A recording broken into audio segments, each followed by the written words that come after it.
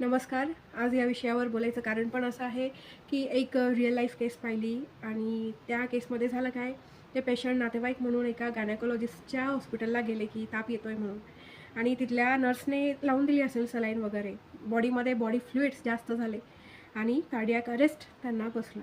अर्थातच चांगल्या शहरात राहण्याचा फायदा त्यांना झाला, चांगली हॉस्पिटलची त्यांना ट्रीटमेंट मिळाली आणि ते पेशंट त्या गोष्टीमधून सही सलामत ते पुढे व्यवस्थित आज आयुष्य जगत आहे. तर सांगायचा मुद्दा काय, तर आपल्याकडे हार्ट अटॅक आणि कार्डियाक अरेस्ट आजकाल कॉमन बघायला मिळतात. कॉमनच मी म्हणेल. पूर्वी नव्हते हे जे आजारच आहे ते एक पूर्वी नव्हते. तर हार्ट अटॅक जो आहे, हार्ट अटॅकमध्ये आणि कार्डियाक अरेस्टमध्ये या दोघं गोष्टींमध्ये फरक आहे.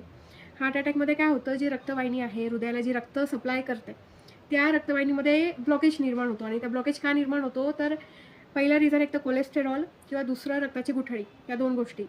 किंवा मग जे कार्डियाक अरेस्ट आहे, कार्डियाक अरेस्टमध्ये होतं काय, जे इलेक्ट्रिकल इम्पल्स आहेत, कारण हृदयाच्या दोन सिस्टीम कार्यरत असतात.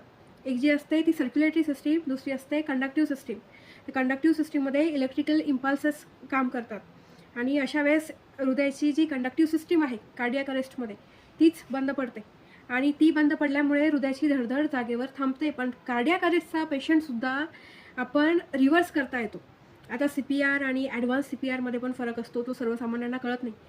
सर्वसामान्य किंवा जे लेमॅन जे असतात ते काय करतात, की साधा जो CPR आहे तो त्यांना माहीत असतो की CPR द्यायचा कसा.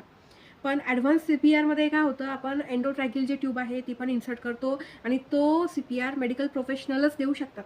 दुसऱ्यांना तो CPR देता येत नाही. आणि कार्डियाक अरेस्टमध्ये आपल्याला ॲडव्हान्स CPRच द्यावा लागतो. त्यात ते डिफिब्रिलेटर जे आहे, डिफिब मशीन, ते पण आपल्याला यूज करावं लागतं आणि त्यावेळेस आपण पेशंटचं आयुष्यमान वाढवू शकतो. पण या गोष्टी वेळेत मिळणं महत्त्वाचं आहे. वेळ निघून गेल्यानंतर काही उपयोग होत नाही.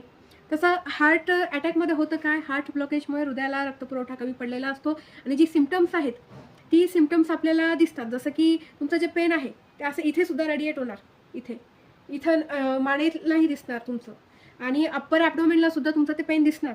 लेफ्ट साईडला तर दिसतं, काही काही पेशंटमध्ये कधी कधी राईट साईडला पण दिसू शकतं, दोघं साईडला दिसतात.